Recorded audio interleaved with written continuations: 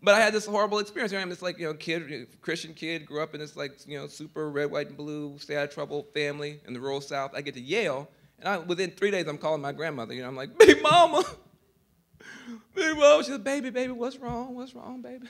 Oh, Big Mama, they smoking the marijuana cigarettes, Big Mama. She's like, oh, baby, just pray. It's gonna be all right, just pray. Like, I've been praying and they still smoking the cigarette. And she says, don't worry. She says, just tell your professors. I said, they smoking them too. They smoking them too.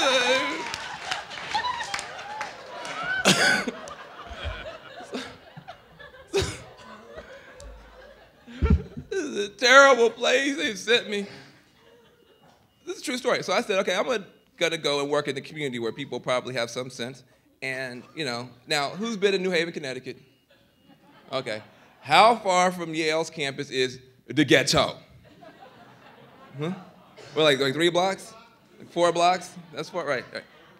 Yeah, exactly, just over the wall. So, right, I mean, literally just like, there it is. Hello, poor people. So you could literally stand on one corner and see Yale and the housing projects, right or wrong. And sure enough, I go over there, do volunteer work or whatever, because you have the little campus center for the volunteering. You go over there, and guess what the kids over there are doing? Smoking the same marijuana cigarettes. So this was horrifying, and I told them that Jesus sees you, and this is sinful and wrong, but didn't go over very well. So, but what I quickly realized after being on campus for a couple of months, you have 18-year-old kids on the campus doing drugs, and you have 18-year-old kids in the housing projects doing drugs. But there was a difference. When the kids on campus got in trouble or went too far, the system would respond very aggressively to get them in rehab, right? We literally had something on campus called mental hygiene. It was basically a detox center. I can't make this stuff up. There was something called mental hygiene, a detox center on the campus. So when kids broke down and fell out in the halls and did all this crazy stuff that they did, they would pause their finals, like literally pause their grades, let them get their act together. They would sort of quietly withdraw, then they would, some of these kids, go to Europe or someplace. And then they would come back and they would just hit the pause button again and they could just finish up their curricula. And these kids would go on to become doctors, lawyers, in the case of the last administration, the President of the United States. I mean, these kids, right, I mean, I tell the truth, that's how I get in trouble, but look, these kids would go on, but the kids who were doing the same drugs, literally within eyesight of each other, would go to prison. And there were kids I was working with that I saw get taken out of housing projects in their underwear in front of everybody, who would wind up with 7-year sentences, 12-year sentences, 15-year sentences. Some kids would be 14 years old and get essentially a 14, it would be 18 years old and would get a 14-year bid, almost as long as they've been alive, doing the same drugs as other kids. And I thought this was outrageous. And you would see these police cars go past the campus, go past Skull and Bones to get these poor kids. And I talked to my dean about it, and I said, this is outrageous, it's not acceptable. You're teaching us this equal justice, equal protection, all this sort of stuff, and I can't walk out the front door of the law school without seeing the complete opposite of what you're talking about. And my dean said, well, Van, what you have to understand is, those kids in the housing project, they're drug dealers. They're drug pushers. Our kids are experimenting with drugs. And I said, I don't see the experimentation exception in the statutes you have me reading. And I think something is desperately wrong with your system. And so I spent about 10 years on the left side of Pluto politically in reaction to that stuff. And since people made a big deal about that, but I have to say I'm as proud of that work as I am of any other work that I've done. Because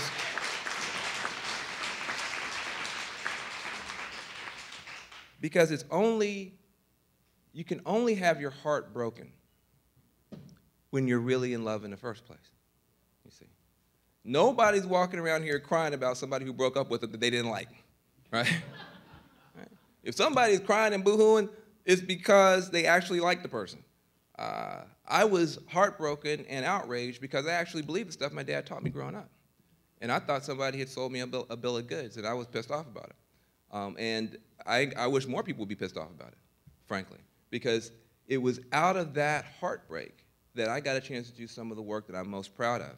I got a chance to document, expose, and challenge some of the most horrific police brutality anywhere in the country. We had a police officer in San Francisco, a Bay Area named Mark Ndai, who had killed 2 unarmed African-American men and gotten away with it and was still on the force harassing people. We were able to get him fired. We had a prison building boom going on in the state of California. By the time we got finished with them, we had closed 3 youth prisons in California, cut the prison population by 30% for children behind bars. We had started the first organization for transgender sex workers in the Tenderloin in San Francisco. This is in the late 90s when nobody would even touch the issue of transgender rights. But at the same time, the sex work around the transgender folks was fueling a big part of San Francisco's economy as people were coming from all around the world to purchase sex from transgender people, and yet, and adding to our economy, and yet those people were being brutalized on the streets and in the jails, and being often raped by police officers, and nobody wanted to talk about it. Well, I'm proud that we talked about it, and we created an organization. Yeah, thank you. We created the first organization. It was called Transaction. See, I'm clever. We created an organization called Transaction to organize transgender sex workers for their rights, and we were able to reform the San Francisco Police Department. I could go. I'm not just bragging on myself, but what I'm saying is that these tough fights that you just heard, these people who are breaking their backs in tough communities where hope is hard to come by, where often people who are this talented, rather than stay and make a difference, will get the heck out of there at the first opportunity. Like these fights actually, I think, and these fellows produce a certain kind of leadership that I think our country needs more of, not less. And I burned out banging my head against the mass incarceration system, and eventually decided I would rather focus on what to do when people came back home, and that's where a lot of the green job stuff came from. And for me, by the way, the green job stuff came out of the justice work initially. Let's just be clear about that. I just could not see myself telling Pookie or Snoopy or Shanae or Josue that you are wrong to be in this neighborhood with your economic activity hurting people every day, right? You're selling drugs, you're stealing cars, you're hitting people upside the head. You're wrong. Your economic activity hurts people. You have to stop doing it. And then tell that same child that they're a hero and a success story when they go to work in a polluting factory or Walmart where they're poisoning and polluting everybody, or benefiting from the exploitation of poor people in somebody else's country. I didn't see how that could be a success story. And just like I wouldn't accept it as an excuse from them in the neighborhood when they were saying, oh, I have to do this, I don't have any other economic opportunities, I would say the same thing to the rest of the economy. I said we have to have a consistent measure. Just because you're in the underground economy and you're in the above ground economy, if you're hurting the community, you're hurting the community. And so we had to find something. We had to find something that we could be proud of 360.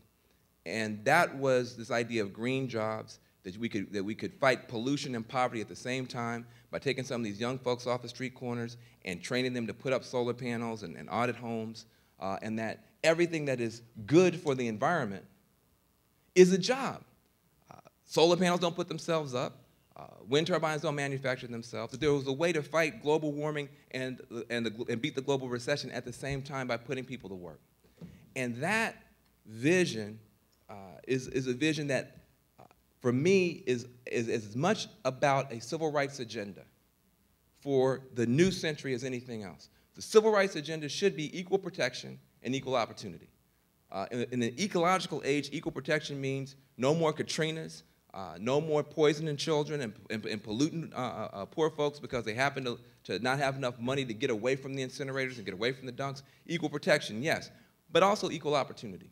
We can't live in a society where we have eco-apartheid, ecological apartheid, where some communities have the hybrid cars and the organic food and the solar panels, and 10 minutes away you got people living next to dumps and incinerators. That's eco-apartheid, and it's just as wrong as the apartheid of the last century.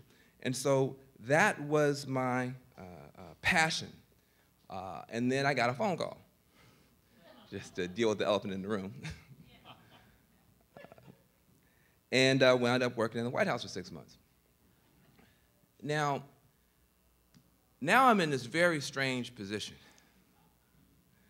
as somebody with a very colorful political background who has been on the margin of the margin, who then for 6 months was on the inside of the inside. And it's a strange thing. I just want to talk to the fellows. It's a strange thing that can happen to you in this work. First of all, in my case, I have this experience where people come up to me all the time. Airports, malls, public restrooms. Now, the mean people, they don't say anything. It's the nice people who you have to really worry about, because you'll be, I mean, literally, I'll be in the airport, the public restroom, and somebody will be walking by, and they'll be like,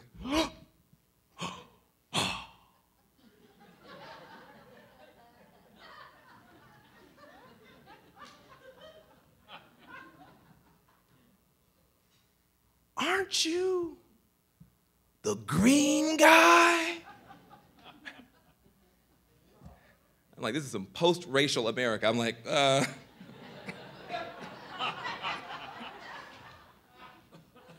yes, in some strange way, sir, I am the green guy. And then it's always, I saw what they did to you. It was horrible. Oh my God, I've never seen anything like it. It was the most horrible. And then I have to counsel the people. I'm like, it's okay, hang in there. You'll make it, I'm like, why am I counseling him? It happened to me, but it goes this whole thing. And I think what you have to understand, I see it very differently. I see it very differently. I got a chance to spend 6 months in the White House, which is 6 months longer than you, okay? Just don't feel too sorry for me here, okay? So I got a chance to spend 6 months in the White House, and I got a chance to go behind the curtain in a way that people with my politics and background very rarely do. And I got a chance to see exactly how much peril this country is in. I mean, you think you love your country now, and you do, but hold it in your arms for 6 months. Read all the reports. Brief the people ahead of you in line about the totality of what's going on. Start recognizing the patterns and realize what a fragile place we have arrived at as a country. I mean, I was the target of the politics of hatred, but I left more committed to the politics of hope than ever. I am, at this point in my life, absolutely convinced that the road forks for us very, very dramatically. Things are going to be either very good in this country or they're going to be very bad in this country. And I am, first of all, I'm proud to serve. I would tell anybody, and I say this as often as I can, especially for the younger people, if you had the opportunity to serve for 6 months, for 6 weeks, and it was in the contract that you would have exactly the kind of rough exit that I had, do it. Do it. Because when you get out, your level of understanding and commitment and seriousness will be at a completely different level, and it is for me.